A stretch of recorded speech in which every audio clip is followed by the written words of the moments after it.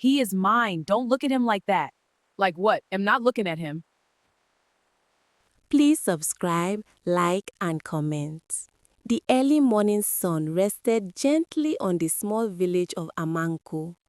Roosters crowed, women swept their compounds, the smell of firewood and boiling yam filled the air.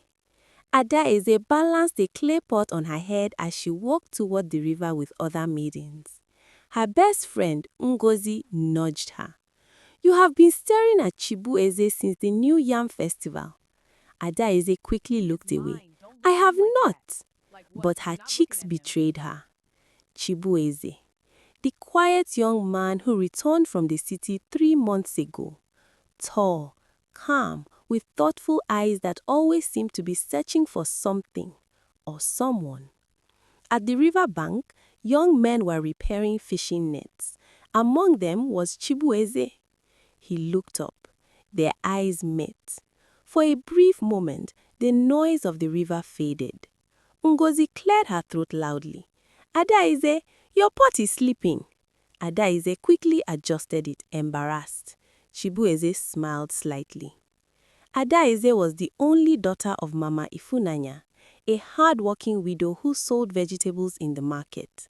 Life had not been easy for them, but Adaeze carried herself with quiet dignity. Chibueze, on the other hand, was the son of Chief Okoro, the wealthiest man in Amanko.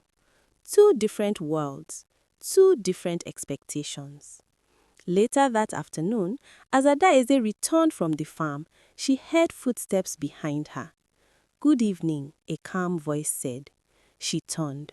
Chibueze stood there, holding a small basket of fresh fish. "Good evening," she replied softly. "I noticed your mother's stall was almost empty yesterday," he said. "I thought this might help." He stretched out the basket. Adaeze hesitated. "We cannot accept this." "It is not charity," he said quickly. "It is just kindness."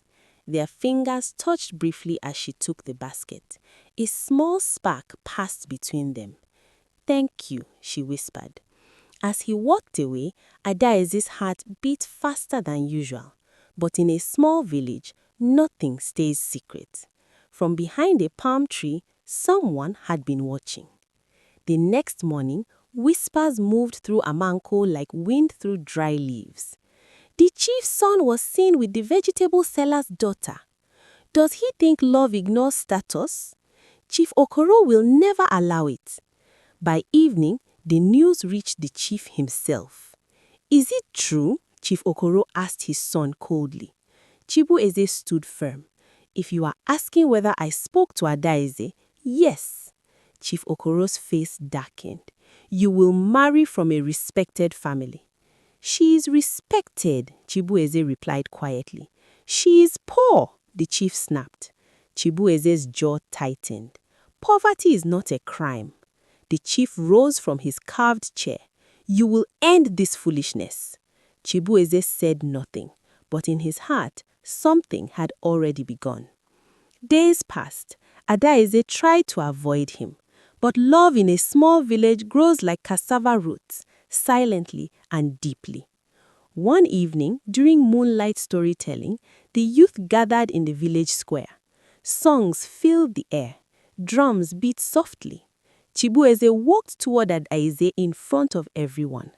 Gasps followed. "May I have this dance?" he asked. Her heart pounded. She knew eyes were watching. She knew tongues would wag, but she placed her hand in his. The drums grew louder. They danced under the silver moonlight. For a moment, nothing else mattered. Not wealth, not gossip, not fear. Just two hearts moving in rhythm. But at the edge of the square, Chief Okoro watched with burning anger. Beside him stood another family, wealthy traders from the next village. Their daughter, Lolo Amara, was dressed in expensive lace. The chief leaned toward them. "My son is young. He will understand his duties soon." Amara's eyes narrowed as she watched Adaeze. Competition had begun. Later that night, Adaeze's mother called her inside. "Are the rumors true?" Mama Ifunanya asked gently. Adaize lowered her head. Yes, Mama. Her mother sighed deeply. My daughter, love is sweet, but it can also bring pain. Tears formed in Adaize's eyes. Should I push him away because we are poor? Mama Ifunaya touched her face. No, but be prepared. The world does not always favor the pure heart. Outside, thunder rumbled in the distance. The rainy season was approaching, and with it, storms greater than weather. The next day, Chibueze found Adaize by the river again. My father has chosen a wife for me, he said quietly. Adaize felt her world tilt. Oh, but I have not chosen her. She looked up at him. I choose you, he said firmly. Fear and hope battled inside her chest. Your father will never accept me. Then I will make him. For the first time, she saw not just a gentleman, but a man ready to fight for love. Yet, neither of them knew how far Chief Okoro was willing to go. In a small village, love is powerful, but tradition is stronger. And soon, they both would be tested. You will marry the girl I choose. I will only marry the woman I love. The rain fell heavily on the zinc roofs of Amalko. Inside the large compound of Chief Okoro, tension filled the air thicker than the storm clouds above. Chibueze stood before his father, his clothes slightly wet from the rain. His hands were clenched at his sides, but his voice did not shake. Chief Okoro's eyes were hard like stone. You are my only son. Everything I built is for you, and you want to throw it away for a poor girl? Chibueze took a slow breath. Her name is Adaize. I do not care what her name is, the chief thundered. Lightning flashed across the sky. She is not suitable for this family, the chief continued. Next month, you will begin the marriage rites with Lolo Amara. Her family is wealthy, influential. This union will strengthen our name. And what about my happiness? Chibueze asked quietly. Happiness comes after responsibility. Chibueze shook his head slowly. No, father. Happiness builds responsibility.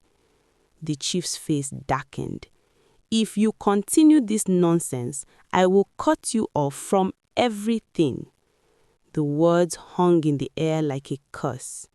Chibueze bowed slightly, out of respect, but not surrender. Then I will build my own name, he said, and he walked out into the rain. Across the village, Adaize sat inside her mother's hut, staring at the doorway. The rain had started suddenly, and with it came worry. When she finally saw Chibueze walking toward the compound, soaked and serious, her heart tightened. You should not be here, she said, as he stepped under the small shelter. I will always come, he replied. Her mother quietly stepped outside, giving them privacy. Chibueze looked at Adaize with eyes full of determination. My father has chosen another woman for me. She swallowed painfully. I heard, but I refused. Her eyes widened.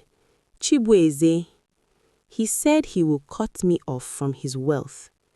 The rain poured harder. Adaize's chest felt heavy. You cannot lose everything because of me. I am not losing everything, he said gently. I am choosing everything. Tears mixed with rain on her cheeks. You do not understand what this means, she whispered.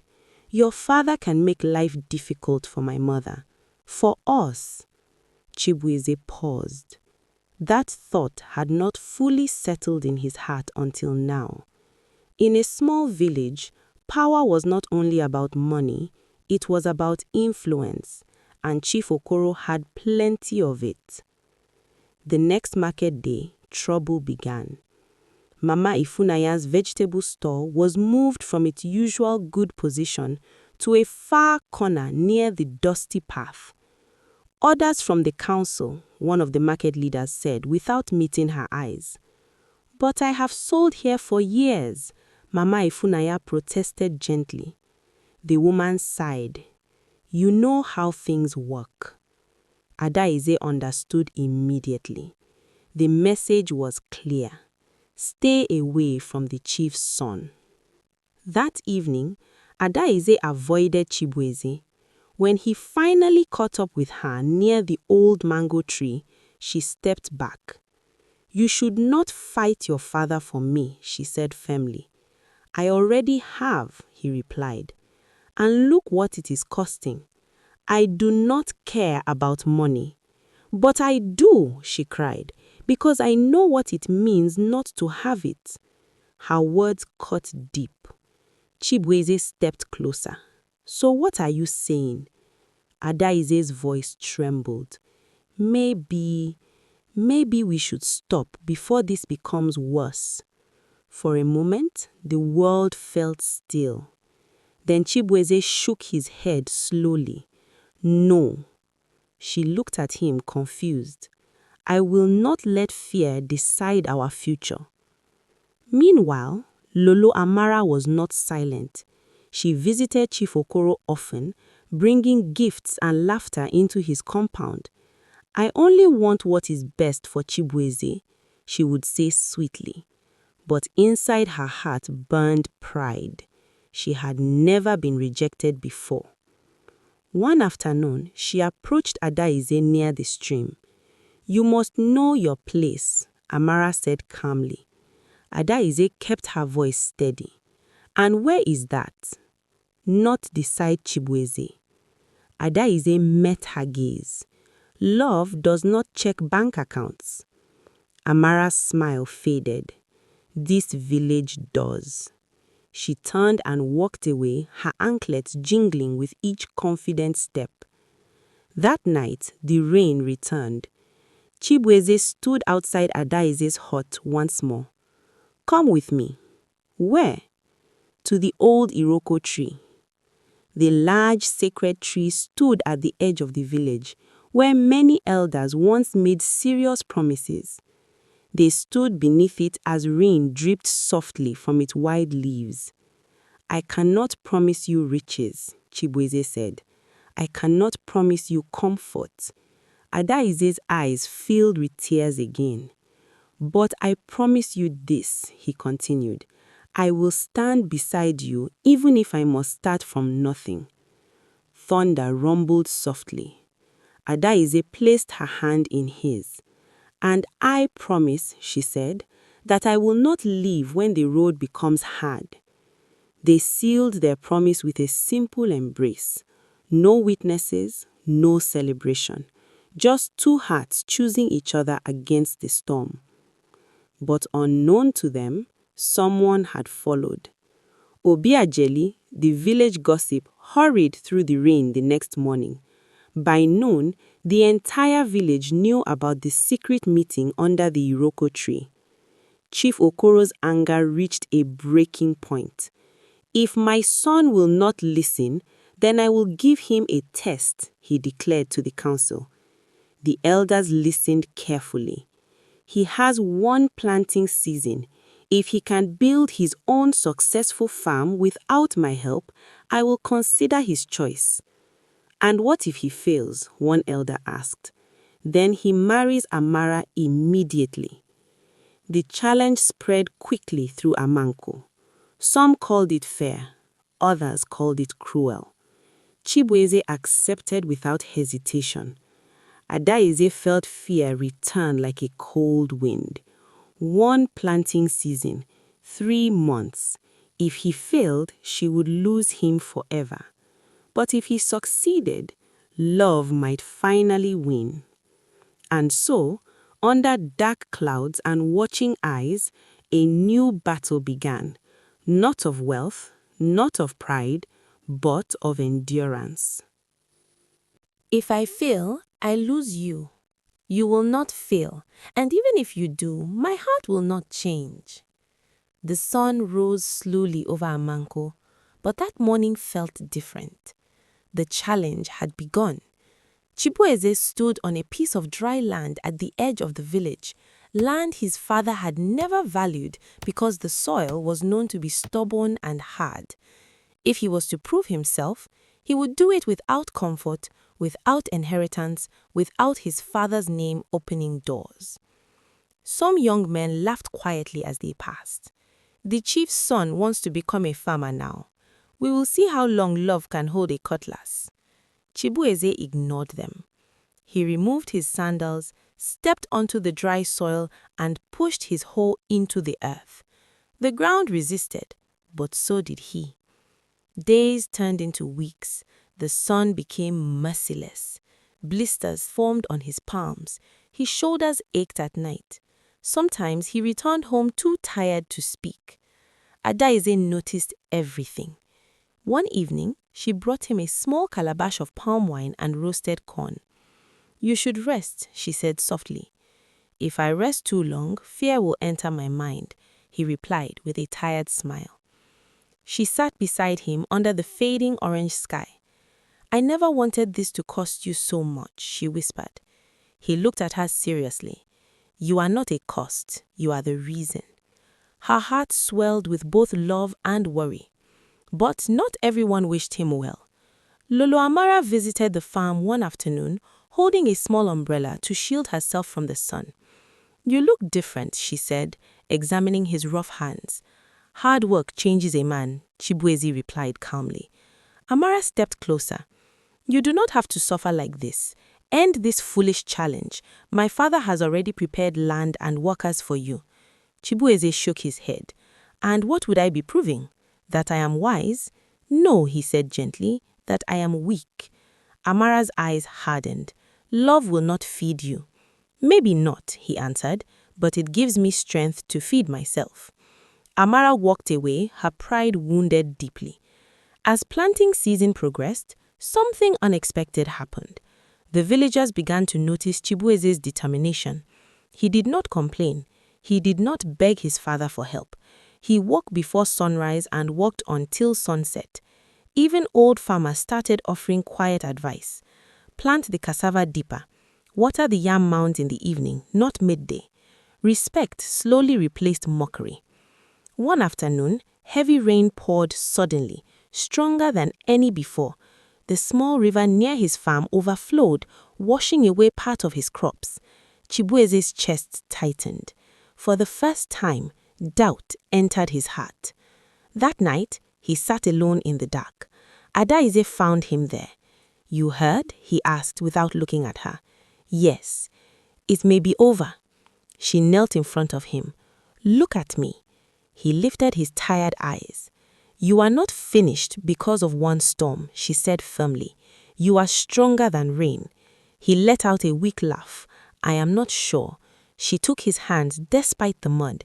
"You stood against your father. You stood against gossip. You stood against pride. Why will you fall now?" Her words entered him like light. The next morning, before anyone else woke, Chibueze was back on the farm.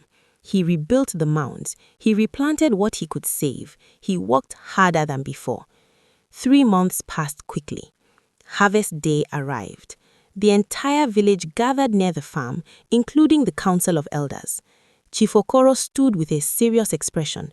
Lolo Amara stood beside her father, confident. Adaize held her mother's hand tightly. Chibueze stepped forward. The elders inspected the farm carefully. Rows of healthy cassava stood tall. Yams were large and firm. Vegetables spread green across the soil. Despite the storm, despite doubt, despite everything, mamas rose among the crowd. "He did it. The harvest is good." Nzeobi cleared his throat loudly. "Chief Okoro, your son has fulfilled the condition." Silence fell. All eyes turned to Chief Okoro. Chief Okoro walked slowly across the farm. He touched the soil. He examined the crops. He looked at his son, not as a child, but as a man. "You built this without my help?" he asked quietly. "Yes, father." And you did it for love? Chibueze glanced at Adaize. I did it to prove that love does not make a man weak. A long pause followed. Then something changed in the chief's expression. Pride, hidden but present. He turned to the elders. A man who can build from nothing can protect both his name and his heart. Adaize's breath caught. Chief Okoro faced the crowd. I accept. Gasps and cheers filled the air. Lolo Amara's face fell in shock. Mama Ifunanya began to cry openly. Chibueze walked towards Adaize, his heart pounding harder than it had on the first day of planting. It is over, he whispered. No, she replied, with a smile through tears. It is just beginning. Weeks later, under bright decorations and joyful music, the village celebrated their traditional marriage. Drums beat happily. Women sang. Even those who once gossiped now praised the couple. As Adaize stepped into her new home, she looked back at the small hut where she grew up. She had not married wealth, she had married courage, and Chibueze had not married status, he had married strength. In a small village where tradition ruled strongly, love had not destroyed custom, it had proven itself worthy of it. And from that day, whenever young people doubted love, the elders would say, remember Chibueze and Adaize. Because in Amanko, everyone learnt one thing. Love, when tested by fire, does not burn away. It shines brighter.